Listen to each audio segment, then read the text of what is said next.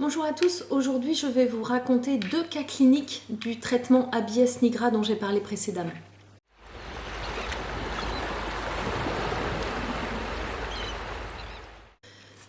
Je vais vous raconter 2 cas cliniques, un ancien, un plus récent. Je trouve intéressant de vous parler de ces 2 cas cliniques qui sont assez typiques de ce remède-là.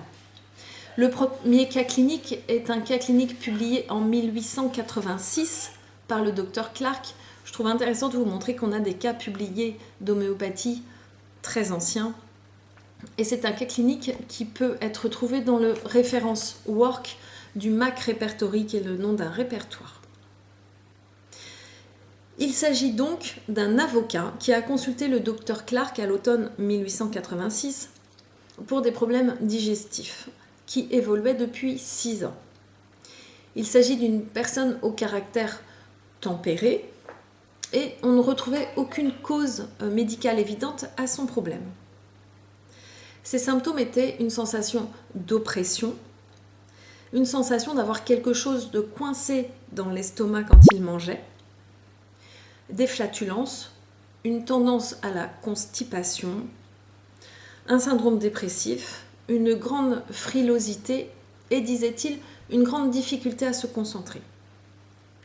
Il se sentait encore moins bien quand il mangeait beaucoup. L'examen clinique était normal, le pouls était à 84, plutôt mou. Avant que sa maladie ne survienne, il avait une très bonne santé. Et suite à l'ensemble de ces symptômes-là, et notamment cette sensation dans l'estomac qui semblait rempli par quelque chose de coincé, le docteur Clark a prescrit Abies nigra.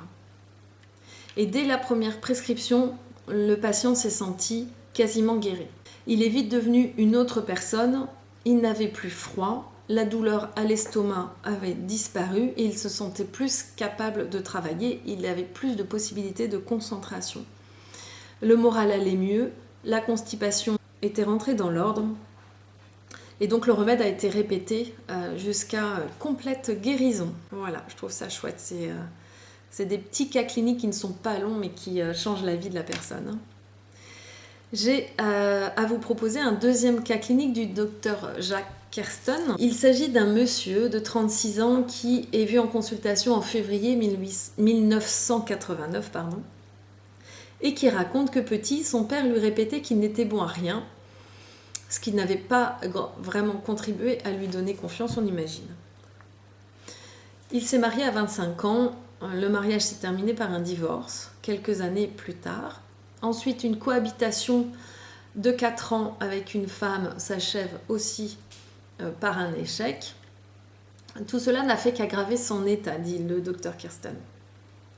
Mais un peu d'espoir renaît quand il rencontre Christine, une des patientes du docteur Kerston, qui lui conseille fort de me consulter pour son problème d'estomac. Donc il prend rendez-vous, mais il reconnaît que s'il n'a pas confiance en lui, il a encore moins confiance en l'homéopathie, mais c'est en désespoir de cause qu'il a accepté de venir puisque la médecine conventionnelle ne pouvait rien pour lui. Christine avait prévenu le docteur Kerston que c'est un patient qui ne se livrait pas facilement et qu'il était très réservé. En effet, il détaille très volontiers ses ennuis digestifs, il a des douleurs au creux de l'estomac et plus haut aussi au niveau du sternum. Cette douleur était une simple gêne intermittente au début, mais depuis 3 ans, elle est devenue violente et réellement pénible. Un examen endoscopique est négatif, c'est-à-dire que le gastro-entérologue n'a pas d'explication à ce symptôme. C'est une impression de nœud, comme si quelque chose se coinçait et essayait de passer. Cette douleur apparaît progressivement, mais disparaît brutalement. Il a des injections d'un traitement qui n'existe plus maintenant, qui parviennent à le calmer, mais momentanément. D'autres plaintes sont émises, mais, dit le docteur Kerston, elles sont peu modalisées, c'est-à-dire que le patient ne sait pas vraiment les décrire, savoir à quoi elles ressemblent, ce qui les déclenche, ce qui les améliore, etc. Donc, en homéopathie, ce sont des symptômes qui ne sont pas utilisables. Et le patient n'arrive pas à se livrer plus que cela. Donc d'un côté, on a un patient méfiant qui ne fera pas confiance plus d'une consultation, ça le docteur Kerston le sent très bien. Et d'autre part, une réserve qui permet pas vraiment d'espérer trouver un remède de fond. Donc le docteur Kersten dit qu'il ne reste qu'une possibilité, obtenir un résultat immédiat dans le domaine qui le touche le plus, les ennuis digestifs, quitte à plus tard élargir le champ d'action. Donc il va faire préciser à nouveau le fonctionnement de l'estomac. Et le patient répond mon appétit est moyen, c'est-à-dire que je ne mange pas le matin, appétit nettement meilleur à midi et quasi boulimique le soir. Et effectivement, total, l'appétit est moyen, mais la répartition est spéciale et me fait penser de suite à un remède que nous venons d'étudier à l'école, explique Jacques Kersten. L'école de Jacques Kersten, c'est le CLH, le Centre liégeois d'homéopathie, dans laquelle j'ai été formée, en plus de l'INHF, et dont je vous ai mis les références sur la chaîne. Et donc ce symptôme-là est bien connu de ce remède ABS, c'est-à-dire pas faim du tout le matin, mieux le midi, et nettement meilleur le soir, voire la nuit, en plus du symptôme de la sensation d'avoir quelque chose coincé au creux de l'estomac. Donc Jacques Kersten prescrit ABS nigra en 30 K, qui est une dilution corsacovienne, une dose à renouveler éventuellement après 1 mois si les symptômes persistent.